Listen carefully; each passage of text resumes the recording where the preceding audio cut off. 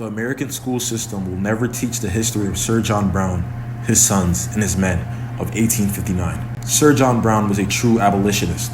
John Brown to his son Oliver Brown on October 17, 1859 said, "If you die in a good cause, fighting for liberty. If you must die, die like a man." Black folks, remember that Sir John Brown and his sir were freed white men, but they were preparing to die for black lives. John Brown and his sons were the truest founders of Black Lives Matter. And not allegedly the money-greedy founders of the BLM movement today. Sir John Brown was not a faker like President Abraham Lincoln, who only wanted to free all black slaves to deport or repatriate them back to the continent of Africa, specifically the country of Liberia, or displace them to the Caribbean islands or to South America. Sir John Brown wanted all blacks to be freed and integrated into the general population or society of the United States of America. But after so many years of doing everything by the law and the letters to free the black slaves and nothing was working, Sir John Brown decided for his sons Oliver and Owen and his men to be sacrificial lambs that would die to give national awareness to the abolitionist movement. So after planning around July 1859 and October 16, 1859, Sir John Brown, alongside with 21 men, 5 black men, all his sons, and the rest of Caucasian men attacked the American arsenal at Harper's Ferry, Virginia. Today, Harper's Ferry is in the state of West Virginia. Sir John Brown and his men took siege to the Harper Ferry arsenal and had the American military at a standoff. Sir John Brown's 2 sons died during the battle. Sir John Brown and some of his men were captured and charged with promoting black revolt, insurrection, and treason.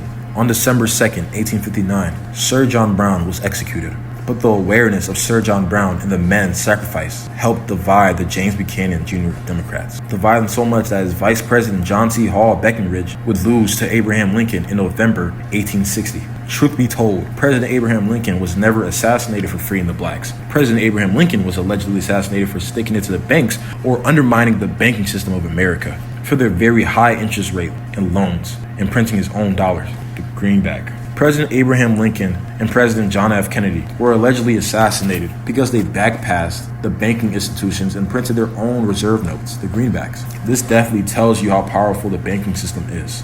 And that was why President Barack Obama was forced to bail out the banks in 2009. Sorry for my digression. Sir John Brown and his men' death helped to fuel or ignite the energy behind the Emancipation Proclamation.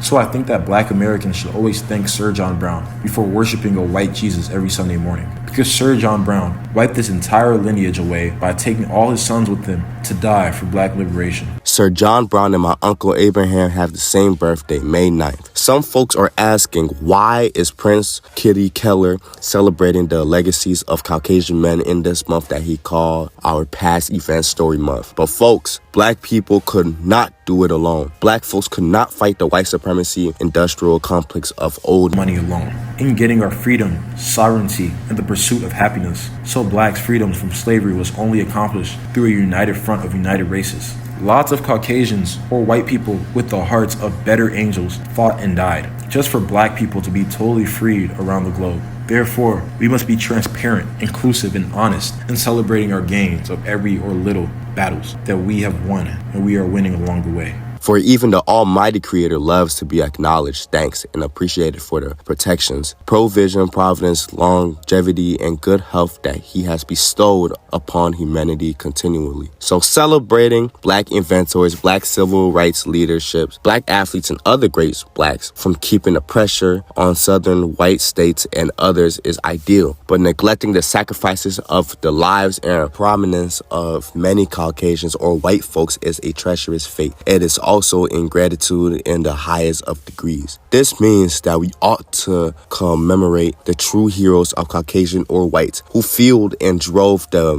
mechanism in fighting to gain blacks and indigenous peoples' freedoms from Haiti, the Americas, the continent of Africa, to the nations of South Africa, and acknowledge their Caucasian descendants today. And if this path is taken, then our united front shall be cement again to win. The latter battles over the technological billionaire industrial complex. So I am calling on the better angels within every white evangelical and the Senator John McCain's Republicans in America today to rekindle the John Browns and Sons of 1859 spirits of the true Christ in these dark days to fight against heritage foundations, MAGA, Christian nationalists, PayPal, Mafia's influence, and ALEC, and to join hands with the ICE out movements of the state of Minnesota and others, and bring back proud empathy, true governance, and decency to these United States of America. Because if you are not descendants of the pristine natives of the continents of America, because then your ancestors came here on some kind or types of boats. John Brown, Oliver Brown, and Owen Brown died for the freedom and salvation of black people in 1859. A very special thank you to Sir John Brown, his sons,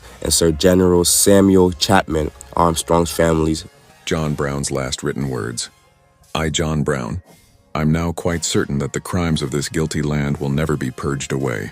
But with blood I had vainly flattered myself that without very much bloodshed, it might be done.